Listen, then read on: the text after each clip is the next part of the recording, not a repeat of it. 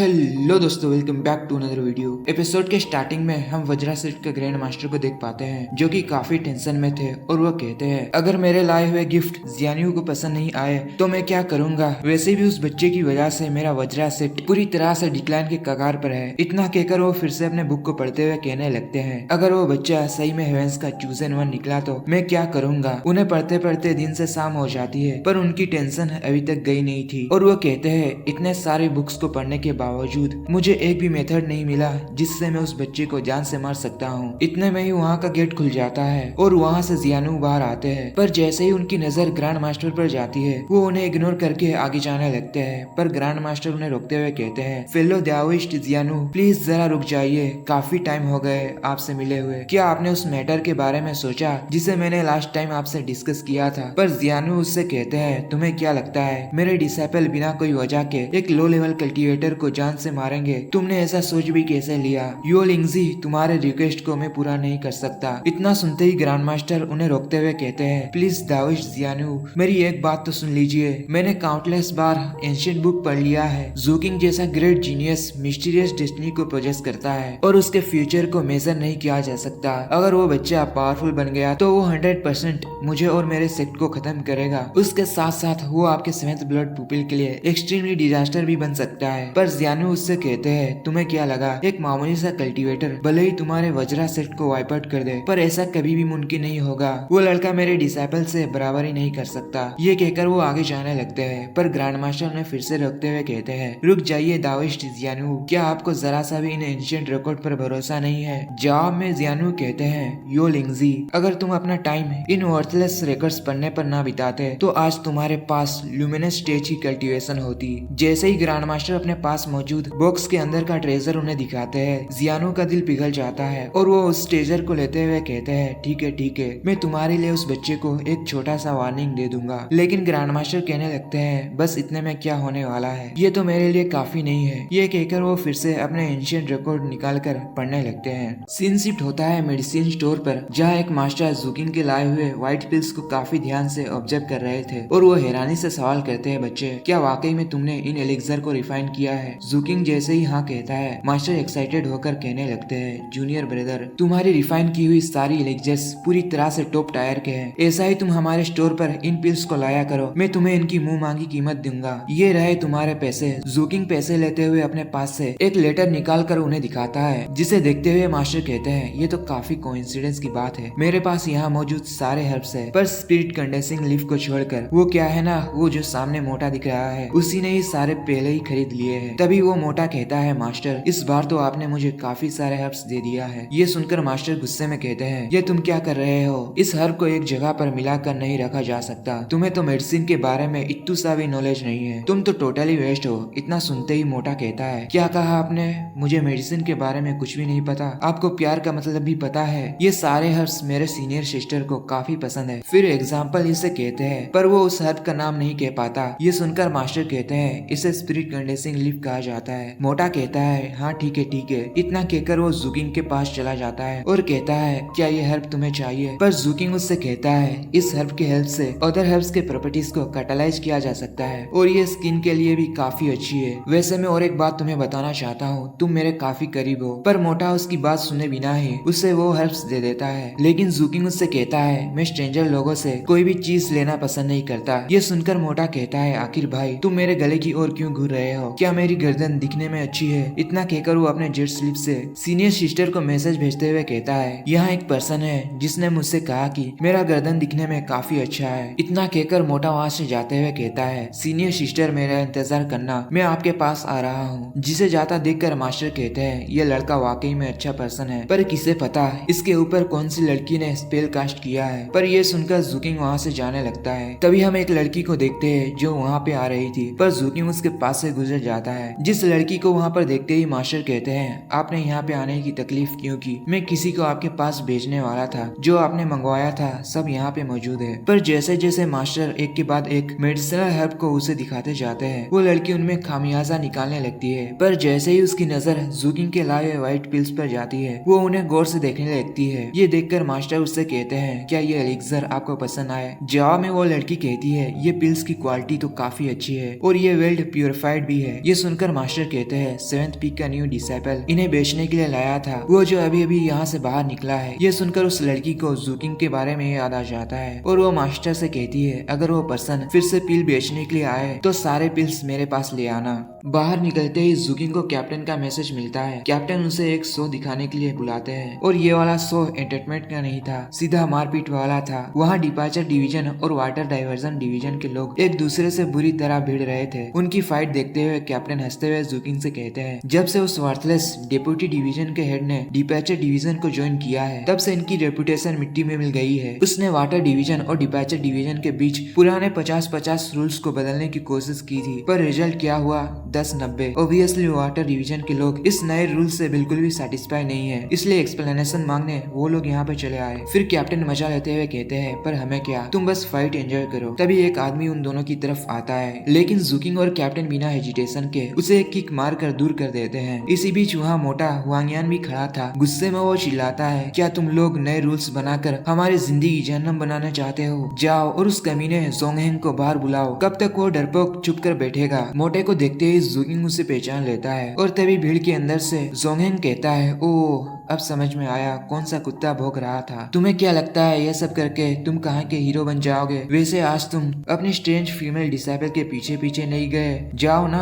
उसके पल्लू के नीचे जाकर छुप जाओ। तुम्हारी हरकतों की वजह से पूरे 7th पीक में तुम्हारी रेपुटेशन बर्बाद हो चुकी है। ये सुनकर होंगयान बिना डरे जवाब देता है, अबे जरा जोर से बोल, क्या तूने चूड़ी पहन कर रखी है? तेरी आवाज तो मुझे सुनाई ही नहीं दे रही। वांगयान की बातें सुनते ही जोंगहेंग गुस्से में कहता है, वांगयान क्या तुम मरना चाहते हो? लेकिन वो अपनी बात पूरी भी नहीं कर पाता, क्योंकि अगले ही पल हुआंगयान सीधा उसके मुंह पर एक जबरदस्त पंच जड़ देता है। पंच इतना पावरफुल था कि जोंगहेंग काफी दूर जाकर गिरता है, पर खुद को संभालते हुए वो सभी को ऑर्डर देता है, इस मोटे को उसकी औकात दिखाओ। ये सुनकर उसका एक साथी तुरंत पीछे से हुआंगयान के सिर पर अटैक कर देता है, लेकिन हुआंगयान को इस हमले से जरा सा भी फर्क नहीं पड़ता, उल्टा वो उस आदमी को कूट देता है। ये देखकर जोंगहेंग चुपके से एक थंडरबोल्ट से हुआंगयान की तरफ फेंक देता है ताकि स्नीक अटैक कर सके, पर जैसे ही अटैक उसके पास पहुंचता है, जूकिंग इंस्टेंटली अपनी वाटर बॉल रिलीज करते हुए जोंगहेंग के थंडर बॉल को हवा में ही नलिफाई कर देता है। ये देखते ही हुआंगयान पीछे मुड़ता है और जूकिंग को देखकर जोर से चिल्लाता है, अरे भाई तो तुम यहाँ हो। जूकिंग ये सुनकर बस अपना सर पकड़ लेता है। दोनों की दोस्ती देखकर जोंगहेंग और भी ज्यादा भड़क उठता है। वो गुस्से में कहता है, देखो इन्हें देखो, एक कमीना दूसरे कमीने के साथ मिला हुआ है, सभी लोग इन दोनों पर हमला करो। पर उसकी बकवास सुनकर कैप्टन जूकिंग को फाइट के बीच जाने के लिए कहते हैं। इतना सुनते ही जूकिंग चला जाता है फाइट के बीच और अपने ओशन फोर्जिंग आर्ट को एक्टिवेट करते हुए चारों तरफ वाटर फैला देता है और अपने एक उंगली के इशारे से ही सबके ऊपर वाटर डैगर क्रिएट करके तान देता है। ये देखकर कैप्टन सभी से कहते हैं, जो कि तुम सभी लोग इस लड़ाई में शामिल थे, इसलिए तुम्हें मेरे साथ क्राइम डिवीजन में जाना होगा। ये सुनकर जोंगहेंग कहता है, तुम्हारी हिम्मत कैसे हुई मेरे साथ ऐसा करने की? क्या तुम्हें पता भी है मेरा ग्रैंडफादर कौन है? पर तभी उस पे एक लाइटनिंग अटैक होता है और आसमान का पूरा रुख बदल जाता है। ये देखते ही जोंगहेंग कहता है, अंकल ली। उसके इतना कहते ही वहाँ मौजूद एक पर्सन कहने लगता है, क्या यही है एक फाउंडेशन एस्टेब्लिशमेंट लेवल की पावर? डीकॉन ली की पावर लगभग 3rd एल्डर के बराबर लग रही है, जिन्हें वहाँ पर देखकर जूकिंग और कैप्टन शॉक हो जाते हैं। पर डीकॉन ली कहते हैं, जो कोई भी डिपार्चर डिवीजन और वाटर डाइवर्जन डिवीजन की लड़ाई में शामिल था, सजा के तौर पर उनकी 3 महीने की सैलरी काट ली जाएगी। डिपार्चर डिवीजन और वाटर डाइवर्जन डिवीजन फिर से 50-50 रूल्स ही फॉलो करेंगे। जाओ जोंगहेंग, एल्डर ने तुम्हें समन करने का ऑर्डर दिया है, चलो मेरे साथ। इतना कहकर वो अपनी पावर से जोंगहेंग को जगह लेते हैं और उसे अपने पास लेते हुए एक स्पेस टाइम पोर्टल खोलकर उसके अंदर चले जाते हैं। उन्हें जाता देखकर कैप्टन जूकिंग से कहते हैं, तुमने देख लिया ना, वो एक पर्पल रो वाला कल्टीवेटर था, इसलिए हम उसे अपने साथ नहीं ले जा सकते। ये कहकर वो वहाँ से जाने लगते हैं, पर तभी जूकिंग के पीछे से हुआंगयान अचानक उसके कंधों पर अपना हाथ रख देता है, जिससे कि जूकिंग डर जाता है। पर हुआंगयान उससे हेल्प करने के लिए थैंक्स कहता है, पर जूकिंग उससे कहता है, जो तुमने मुझे हेल्प दिया था उसके बदले हमारा हिसाब बराबर हो गया है। पर हुआंगयान उससे कहता है, अच्छा तो भाई ऐसी बात है, जो मैंने तुम्हें 6 पत्तों वाली घास दी थी, क्या उसके बदले में तुम मेरी मदद कर रहे हो? जूकिंग कहता है, वो 7 पत्तों वाला स्प्रिट कंडेंसिंग लीफ था। ये सुनकर हुआंगयान हंसते हुए कहता है, भाई तुम तो काफी इंटरेस्टिंग हो, तुम कहाँ पे रहते हो? चलो साथ में चलते हैं ताकि मैं तुम्हें प्रॉपर्ली थैंक्स कह सकूं। पर जूकिंग उसे मना कर देता है, लेकिन हुआंगयान उसकी बिना एक बात सुने ही जूकिंग के स्प्रिट शिप पर पहुंच जाता है और काफी देर तक शिप के चारों ओर जाकर देखने लगता है, पर उससे वही फॉर्मेशन गलती से एक्टिवेट हो जाती जाती है और वहाँ डिनर टेबल फिर से समन हो जाता है। उसके मैकेनिज्म को देखकर वांगयान कहता है वाओ। ये कहकर वो फौरन एक चेयर पर बैठ जाता है और अपने पास से ब्लू एक वाइन निकालकर जुकिंग की ओर फेंक देता है, जिसे लेते हुए जुकिंग उससे कहता है लास्ट टाइम जिसने मुझे वाइन दिया था, ठीक तुम जहाँ पर बैठे हो उसी जगह मैंने उस पर्सन को अपने हाथों से ही जान से मार दिया। पर मोटा वांगयान चिल करते हुए एक के लिक्विड को पीते हुए हंसते हुए कहता है लगता है कि तुम्हें उस पर्सन की वाइन पसंद नहीं आई होगी। मैं तुम्हें एक सलाह दूं, क्यों ना तुम वाइन के साथ कुछ साइड डिशेस भी ट्राई करो, जैसे कि रेड ऑयल शेडेड चिकन के साथ स्पाइसी क्रिस्पी फिश। पर जुकिंग कहता है मुझे इनमें से किसी भी डिश को बनाना नहीं आता। वांगयान कहता है क्या हुआ, अगर तुम्हें नहीं पता तुम इसे सीख भी तो सकते हो, मुझे तुमसे काफी उम्मीदें हैं। ये सुनकर तो जुकिंग गुस्से में लाल हो जाता है। सीन शिफ्ट होता है मार्केट में, जहाँ हम जुकिंग को देखते हैं। जैसे ही वांगयान की नजर जुकिंग पर जाती है वो उससे सवाल करता है क्या तुम ब्लू एक पीना चाहते हो, पर जुकिंग उसे इग्नोर करके आगे चला जाता है। नेक्स्ट सीन में जुकिंग एक कल्टीवेटर को जान से मार देता है, पर वहाँ पर भी वांगयान पहुँच जाता है और फिर से कहता है क्या हम दोनों एक साथ मिलकर ब्लू एक वाइन पीने के लिए चले। ये सुनकर जुकिंग अपने जेट स्लिप से उसकी फोटो ले लेता है और ये सिलसिला ऐसा ही चलता रहता है, जहाँ मोटा जुकिंग का हर जगह पीछा करता रहता है। अब हम जुकिंग को लिखते हुए देखते हैं, पर तभी उसके नीचे से अचानक वांगयान निकलता है। ये देखते ही जुकिंग फौरन अपना डैगर निकाल लेता है, पर वांगयान उससे कहता है चलो छोड़ो, तुम तो कुकिंग सीखना ही नहीं चाहते हो, लेकिन इस बात को तुम अपने दिल पर मत लगाओ। ये सुनकर जुकिंग खाना बनाते हुए कहता है मैं इस मोटे को दिखा दूंगा मैं क्या कर सकता हूँ। और फिर डिनर रेडी करते हुए जुकिंग उसके सामने पेश करता है। इतने सारे डिशेस को देखकर वांगयान कहता है रुको जरा, मुझे टेस्ट करके देखने दो। ये कहकर वो जैसे ही एक बाइट लेता है वो अपना चेहरा पकड़ लेता है। ये देखते ही जुकिंग उसे तीखी नजरों से देखता है, पर वांगयान फौरन कहता है नहीं भाई ये डिश तो काफी लजीज है। ये कहकर वो अपने पास से एक ब्लू एग को निकालकर जुकिंग की ओर फेंक देता है और अपने हाथ में मौजूद अंडे के सेल को खोलते हुए जुकिंग से कहता है तुम्हें इसे ऐसे ड्रिंक करना चाहिए। ये कहकर वो मजे से एग के लिक्विड को पीने लगता है, जिसे देखकर जुकिंग भी ठीक वैसे ही करता है और एग के लिक्विड को ड्रिंक करने लगता है, जिसकी टेस्ट उसे वाकई में अच्छी लगती है। वांगयान उससे कहता है देखा ना मेरी वाइन कितनी लजीज है। इतना कहकर वो दोनों चीयर्स करके सारा चखना सफा चट कर जाते हैं और इसी के साथ उनकी दोस्ती हो जाती है। वांगयान जुकिंग से कहता है तुम्हें किसी से भी कभी प्यार हुआ है, पर जुकिंग उसे मना कर देता है। ये सुनकर वांगयान कहता है मुझे पहले से ही पता था, पर तुम्हारे लुक से तुम किसी भी लड़की को आसानी से पटा सकते हो, पर मेरे जैसे पर्सन के लिए ये नामुमकिन है। लेकिन मैंने हार ना मानते हुए कई सालों तक पूरी शिद्दत के साथ सीनियर सिस्टर को मैं ट्रेजर भेजता रहा, पर आज उन्होंने स्पेशली मुझे एक चीज लाने के लिए कहा। उन्होंने इस काम के लिए खास तौर पर मुझे चूज किया। तुम्हें नहीं लगता सीनियर सिस्टर मेरी केयर करती है? पर ज्यादा पीने की वजह से जुकिंग को हैंगओवर होने लगता है, जिसे देखकर वांगयान उसके लिए परेशान होने लगता है। पर जुकिंग खुद को संभालते हुए उससे कहता है मेरी तरफ से तुम्हें कांग्रेचुलेशन। ये वर्ड सुनते ही वांगयान उससे कहता है मुझे पता था तुम एक लौते पर्सन हो जो मुझे समझ सकता है। नेक्स्ट टाइम में जरूर तुम्हें मैं सीनियर सिस्टर से इंट्रोड्यूस करवाऊंगा। इतने में ही दोनों टल्ली हो जाते हैं। अब हम उन दोनों को एक शॉप के अंदर देखते हैं, जहाँ जुकिंग अपने पास मौजूद कुछ मटेरियल्स बेचने के लिए आया था। जैसे ही जुकिंग अपने बैग से मटेरियल निकालता है, उन्हें देखते ही शॉप ओनर शॉक हो जाता है और उनसे कहता है वज्रा सेठ से कुछ दिन पहले ही किसी ने ट्रेजर चुरा लिया था। लिटिल फ्रेंड, मैं तुम्हारे लाए हुए आइटम को एक्सेप्ट नहीं कर सकता, क्योंकि तुम्हारे लाए हुए सारे आइटम्स वज्रा सेठ के चुराए हुए लिस्ट में है। ये सुनकर जुकिंग अपने मन में सोचता है ये पर्सन वज्रा सेठ की हेल्प कर रहा है, क्या मुझे पीछे हट जाना चाहिए या यहाँ मौजूद सभी लोगों को बिना भनक लगे मैं जान से मार दूं। पर शॉप ओनर कहता है तुमने चोरी भी की और मेरे यहाँ बेचने की भी कोशिश की, मुझे लगता है कि तुम्हें सब कुछ कन्फेस कर देना चाहिए। ये सुनते ही वांगयान गुस्से में कहता है क्या आज तुमने गलत मेडिसिन ले ली थी? मैंने ही मेरे दोस्त को ये सब सामान दिया था, तुम्हारी हिम्मत कैसे हुई मेरे चीजों को चोरी का सामान कहने की? ये सुनकर शॉप ओनर कहता है देखो तो मुझे कौन लेक्चर दे रहा है, तुम तो वही वाटर डाइवर्जन डिवीजन के ठरकी कल्टीवेटर हो ना। यहाँ कोई है जल्दी जाकर क्राइम डिवीजन को रिपोर्ट करो। ये सुनकर वांगयान कहता है तुम्हें ये सब करने के लिए किसी ने पैसे दिया है ना? पर ओनर अपने जगह से उठते हुए कहता है अगर तुम दोनों सारा सामान यहाँ छोड़ जाओ और दुगनी कीमत दो तो शायद मैं आज जो भी हुआ है सब कुछ भूल जाऊंगा, जैसे कि यहाँ कुछ मैंने आज देखा ही नहीं। पर होंगयान गुस्से में कहता है मुझे लगता है तुम्हें उस कमीने जोंगहेन ने पैसे दिया है। ये कहकर वो सभी से कहता है ये ओनर मेरे ऊपर चोरी का इल्जाम लगा रहा है, देखो सभी लोग क्लियरली देखो। इतना कहकर वो अपने पास मौजूद सारे ट्रेजर को सबके सामने दिखा देता है। इतने सारे ट्रेजर को देखते ही शॉप ओनर का मुंह खुला का खुला रह जाता है। पर वांगयान आगे कहता है तुम्हें क्या लगता है कि ये सारी चोरी का सामान है? ये वो सारी चीजें हैं जिन्हें मैं सीनियर सिस्टर को देने वाला हूँ अपने प्यार की निशानी के तौर पर। लेकिन तभी वहाँ पे एंट्री होती है मरमेड प्रिंस की, जो उन्हें कहता है तुम लोगों को क्राइम करने के जुर्म में गिरफ्तार किया किया जाता है। मरमेड प्रिंस को देखते ही शॉप ओनर अपने एक साथी के पास जाकर कहता है, आखिर ये पर्सन यहाँ पर क्या कर रहा है। मरमेड प्रिंस कहता है, जो कि वज्रा सेट के चोरी के मामले में ये दोनों हाईली सस्पेक्टेड है,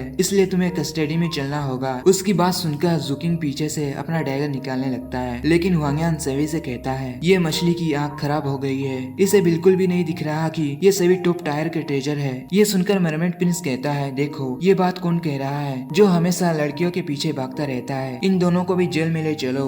पर इतने में ही कोई कहता है, किसी की इतनी हिम्मत मेरे चीजों को चोरी का सामान कहने की। और बाहर से एक जाइंट सोर्ड तेजी से शॉप ओनर के पास से गुजरता है, जिसे अपने करीब देखते ही शॉप ओनर की हालत खराब हो जाती है। हमला करने वाला कोई और नहीं बल्कि हुआंग की सीनियर सिस्टर थी। वो अपनी पावर एक्टिवेट करते हुए आगे बढ़ने लगती है, जिसकी ऑरा को फील करते हुए सभी के होश उड़ जाते हैं। जुकिंग अपने मन में कहता है, इसकी पावर वाकई में बेहद टेरिफाइंग है। लेकिन हुआंग उसके सीनियर सिस्टर को आवाज लगाता है। उन्हें देखते ही लोग आपस में कहने लगते हैं, ये तो सेकंड हाइनेस है। और मैं बता दूं, ये लड़की असल में सेकंड प्रिंस भी है। सीनियर सिस्टर अपनी वेपन को अपनी ओर आने का इशारा करती है और वेपन सीधा उसके हाथों में चला जाता है। जुकिंग कहता है, क्या ये कल्टीवेटर 7th पीक की को डिसेबल है। शॉप ओनर घबराते हुए चेयर उठाकर उनकी ओर जाने की कोशिश करता है, पर हुआंग उस चेयर को छीन लेता है और उसे किक मार के अपने सीनियर सिस्टर को बैठने के लिए कहता है। और वो बैठते हुए हुआंग से कहती है, मैंने सुना है कि कोई तुम्हें बुली कर रहा है। इतना सुनते ही हुआंग कहने लगता है, सीनियर सिस्टर आपने बिल्कुल सही कहा, ये शॉप ओनर के साथ वो स्मेली फिश मिलकर मुझे बुली कर रहे थे। उन्होंने मुझसे कहा कि मैंने जो आपके लिए ट्रेजर इकट्ठा किया है वो सभी वजह सेट के चुराए हुए सामान है। आपको तो पता है सिस्टर, मैं आपको कितना ज्यादा प्यार करता हूँ। इन्हें बता दीजिए मैं आपके लिए कितना ऑनेस्ट हूँ। इवन कि मैंने अपनी पूरी जिंदगी में बस मैंने आपसे ही प्यार किया है। इन्हें बता दीजिए कि ये ट्रेजर नहीं बल्कि मेरे 8 साल के आपके लिए फीलिंग्स है। ये देखकर लोग आपस में बात करते हुए कहते हैं, फैटी हुआंग जिस मिस्टीरियस सीनियर सिस्टर की हर टाइम बातें करते रहता था, वो कोई और नहीं बल्कि सेकंड प्रिंस है। अब हमें बताया जाता है कि 7th पीक का कोर डिसेबल बनने के लिए एक पर्सन को काउंटलेस एलियन टाइम्स के रेसेस को मारना पड़ता है और एक फाउंडेशन एस्टेब्लिशमेंट लेवल के कल्टिवेटर को हराना पड़ता है। अपने सामने सेकंड प्रिंस को देखकर मरमेड प्रिंस गुस्से में भड़क जाता है, पर हुआंग जुकिंग को अपने सीनियर सिस्टर से इंट्रोड्यूस कराता है और जुकिंग उन्हें ग्रीट करता है। ये देखकर शॉप ओनर घबराते हुए कहता है, ये सब मेरी गलती है, मैंने आपके चीजों को चोरी के सामान कहकर बड़ी गलती कर दी। ये सुनकर सीनियर सिस्टर कहती है, मैंने ही ये सारी चीजें रिसेंटली वज्रा सेट से लाई है, तुम्हें इससे कोई प्रॉब्लम है क्या? जाकर तुम्हारे पीछे जो पर्सन है उसे बता देना। वज्रा सेट से मुझे 3 दिन के अंदर अपोलॉजी लेटर चाहिए और उनका दिया हुआ गिफ्ट अगर मुझे पसंद नहीं आया तो मैं उनकी पूरी क्लान को अपने हाथों से डिस्ट्रॉय कर दूंगी। इतना कहकर वो अपना जायंट स्वॉर्ड को घसीटते हुए वहाँ से जाने लगती है। ये देखकर हुआंग अपने ट्रेजर अपने पास रखते हुए जुकिंग से कहता है, हम बाद में मिलेंगे। जाते हुए सीनियर सिस्टर मरमेड प्रिंस को दफा हो जाने के लिए कहती है, क्योंकि उसके पास से मरे हुए मछली की बदबू आ रही थी। ये सुनकर मरमेड प्रिंस भड़क जाता है, पर हुआंग उसे धक्का देकर उसे चिढ़ाते हुए वहाँ से चला जाता है। शॉप ओनर जुकिंग के पास जाकर कहता है, मिस्टर आपने जो ट्रेजर दिया है हम उनकी दुगनी कीमत आपको देंगे। ये कहकर वो पूरी रकम जुकिंग को दे देता है, जिसे लेते हुए जुकिंग वहाँ से जाने लगता है। पर जाते हुए वो बिना भनक लगे मरमेड प्रिंस पर अपना घोंसली शैडो छोड़ देता है और वहाँ से जाने लगता है, जिसे जाता देखकर मरमेड प्रिंस भी जुकिंग पर अपना ट्रैकिंग मार्क सेटअप कर देता है और कहता है, ये हमारे क्लान का सीक्रेट टेक्निक है जो कि तुम्हें इसके बारे में कभी भी पता नहीं चलेगा। बस कुछ दिन रुक जाओ, मैं खुद अपने हाथों से तुम्हें जान से मार दूंगा। बाहर जाते हुए जुकिंग अपने घोंसली शैडो से ट्रैकिंग मार्क हटाते हुए कहता है, 2 फाउंडेशन लेवल के कल्टीवेटर मरमेड प्रिंस को प्रोटेक्ट कर रहे हैं, मुझे सही टाइम का वेट करना होगा।